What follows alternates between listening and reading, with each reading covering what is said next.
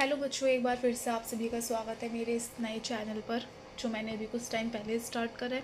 हम home science का chapter number 5 पढ़ रहे हैं। 7th क्लास की होम साइंस है ये। तो हमने कल 5.12 कर लिया था, आज 5.3 करना है हमें। ठीक है, क्लियर दिखाई दे रहा है?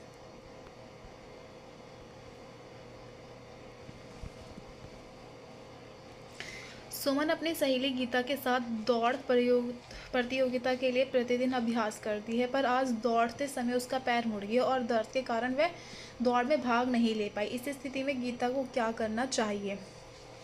गीता अपनी सहेली सुमन के साथ खेल रही है, उसका पैर मुड़ गया जब वो खेल रही थी, दौड़ रही थी तब। तो अब उसे क्या करना चाहिए? मोच। ठीक है। कभी कभी जल्दबाजी में चलने से या भागने से फिसलकर गिर जाने से शरीर के किसी भी जोड़ पर अचानक से झटका आ सकता है।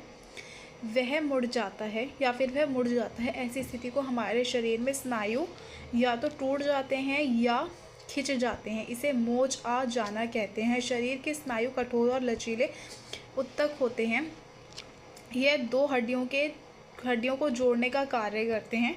यह खिंचाव से इसमें थोड़ा बहुत चोट लग सकती है, परंतु कई बार पूरी तरह से अलग भी हो जाते हैं। खेल कूद में अक्सर ऐसा हो जाता है। मोच अधिकतर हाथ व पैर में ही आती है। मोच के लक्षण: इसका पैर मुड़ गया गीता का, तो उसकी सहेली को क्या करना चाहिए, यही हम पढ़ने वाले थे। और अब इन्होंने हमें मोच के बारे में बताया और मोच के लक्षण क्या है अब हम वो पढ़ेंगे। बहुत अधिक दर्द, सूजन, नीलापन, जोड़ों को हिलाने में दर्द, कभी कभी स्नायु फटने पर चट की हल्की हल्की आवाज़ भी आती है। दर्द के कारण मोच वाले अंग को हिलाने में कष्ट आदि। मोच की स्थिति में प्राथमिक चिकित्सा क्या होती है और हमें क्या देनी चाहिए, हम वो पढ़ेंगे। सबसे पहले प्रभावित अंग का प्रयोग की तुरंत कम से कम कर देना चाहिए। प्रयोग को तुरंत कम से कम कर दें या रोक दें। कुछ लोग होते हैं ना, पैर में मोच आ गई फिर भी चले जा रहे हैं, तो आपको चलना नहीं है, आपको स्टेबल रहना है, कम काम करना है। ठीक है।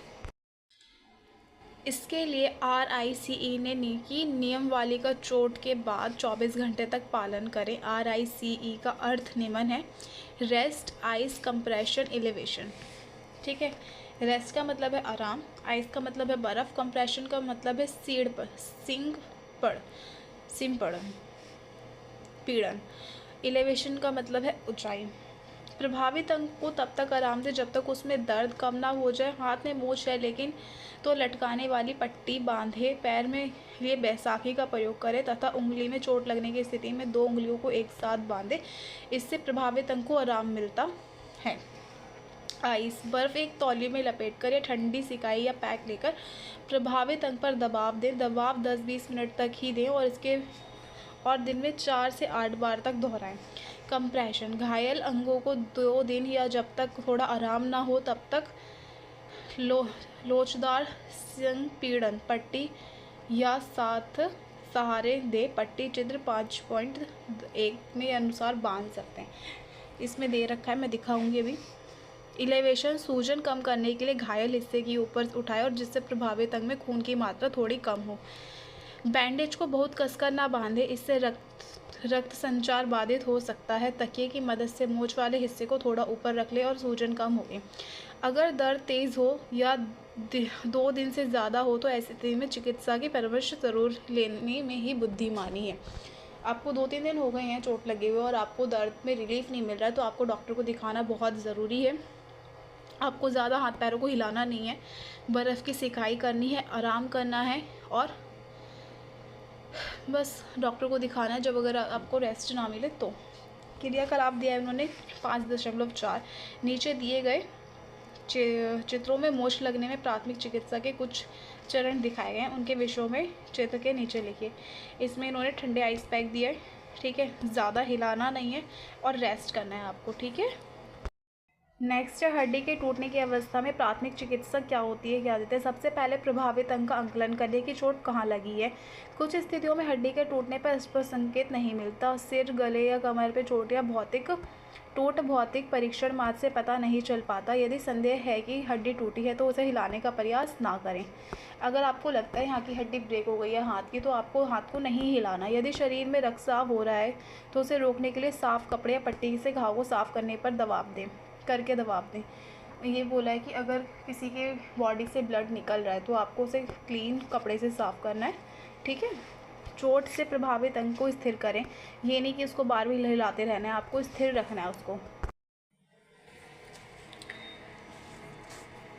चोट से प्रभावित अंग को स्थिर रखें। यदि आभास हो कि कोई हड्डी की टूटी है, हड्डी की टूट है, तो उसे सिंगल पट्टी से बांधें जिससे शरीर को प्रभावित हिस्सा हिले नहीं। हड्डी को अपने स्थान पर स्थिर रखने के लिए स्प्लिंट कमठी बांधें। कमठी का उपयोग शरीर को किसी भी स्थिति हिस्से को स्थिर करने या उसकी रक्षा करने के लिए किया जाता है। पट्टी बांधने का सबसे सरल तरीका है चोट लगने को दोनों ओर से सहारा देने के लिए लकड़ी, प्लास्टिक, गत्ता, पीतल, यहाँ पे दे भी रखा है इन्होंने, ठीक है, लकड़ी का टुकड़ा, मोटा लपेटा हुआ अखबार आदि को टेप, पट्टी, रस्सी या किसी उस समय जो मिले उससे मजबूती से बांधें। ध्यान रहे कि उस अंग को कम से कम हिलाएं। शरीर के प्रभावित भाग को ठंडी सेक दें। बर्फ़ के टुकड़े तौलिए में लपेटकर ठंडी सेकाई करें। यदि व्यक्ति डर या घबरा गया है तो उसे शांत करें, ढांढस दें, फिर उसे गर्म कंबल या चादर में उठाकर आराम कराएं। 7वां है पीड़ित व्यक्ति को जल्द से जल्द डॉक्टर को दिखाएं। एक्सरे के द्वारा हड्डी की टूटी की जांच कराएगा, डॉक्टर करवाएंगे। यदि गर्दन, सिर, कमर की हड्डी टूटी है तो तुरंत एम्बुलेंस बुलाएं। यदि व्यक्ति को सांस ना आ रही हो तो नीचे दिखाए गए विधि के अनुसार CPR दिया जा सकता है। याद रहे कि CPR एक प्रशिक्षित व्यक्ति द्वारा ही दिया जाना चाहिए। यहाँ पे दे रखा है इन्होंने, एक सेकेंड। हड्डी अगर त्वचा से बाहर दिख रही है या रक्त प्रवाह बहुत अधिक है तो तुरंत एम्बुलेंस के लिए फ़ोन करें।